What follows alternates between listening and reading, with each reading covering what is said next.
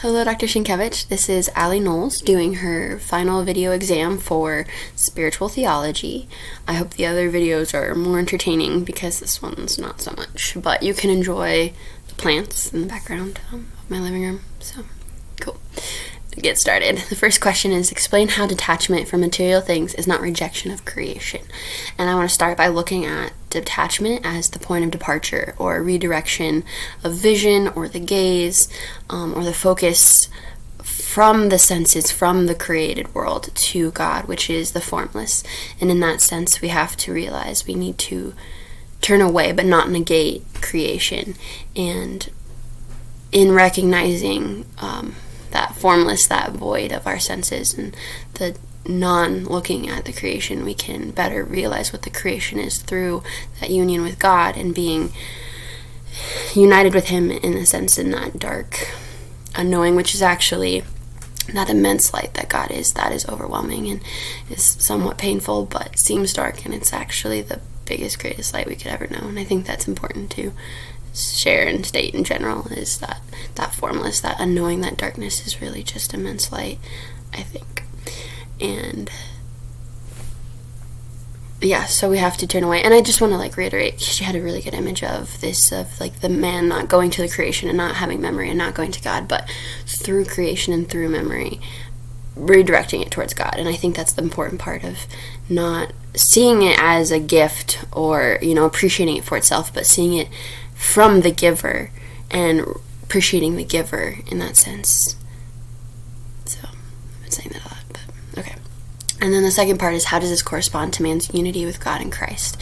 And I think I want to look at the cross and the crucifixion of Jesus, and especially uniting ourselves with Him through that, and His darkest night, His most suffering. And I think it is the darkest night and the most suffering and the most pain, and uniting ourselves with Him through that. And like St. Paul says, taking up our crosses helps us to better enter into, I think, with Christ to God, that unity, that union. And I just wanted to mentioning St. Paul, another idea of not rejection of creation, but detachment is kind of seeing things differently, as St. Paul says, descaling or peeling the scales from our eyes to better see. So ridding ourselves of the senses in that sense to know the Creator, to then appreciate the creation. Okay, so the second question, what does it mean to pray at all times? And I think just the words constant dialogue is the key term here, but I'll go deeper into it. So there's actually this really great reflection, Consoling the Heart of Jesus by Father Michael Gately, and in it he talks about this man who was on retreat, and he had this reflection of Ecce Fiat Magnificat, and in that sense, Ecce Fiat Magnificat, yes, or fill, and then Magnificat is praise. I think I said that right, Ecce Fiat Magnificat. And so it's the idea of breathing in the sense that we are empty. At one point we don't have air in our lungs, and we have to realize that, and then we have to fill it, which is to say yes, to accept the Lord, and then Magnificat, which is to praise, and that is to breathe out.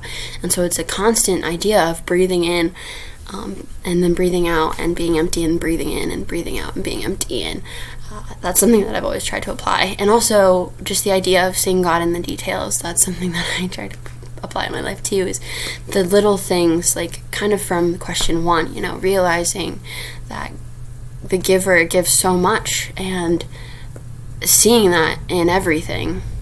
It's kind of a mentality or a way of seeing things more than constant or specific time, though Boylan does say that we need to set aside intentional time of at least 30 minutes a day to really invest in kind of be in union or reunite, or at least intentionally invest, and I like that.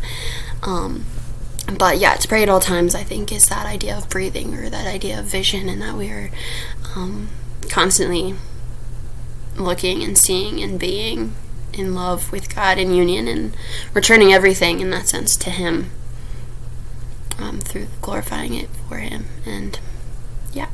And then the second part of that second question is, what does this have to do with being in human nature? And I think I've kind of touched on it, but seeing and loving everything and being in union with that as well as with God, it makes us more human and more being, and in that sense makes nature more because we are able to then see it for what it is, and being able to glorify it, in a sense, return it to God.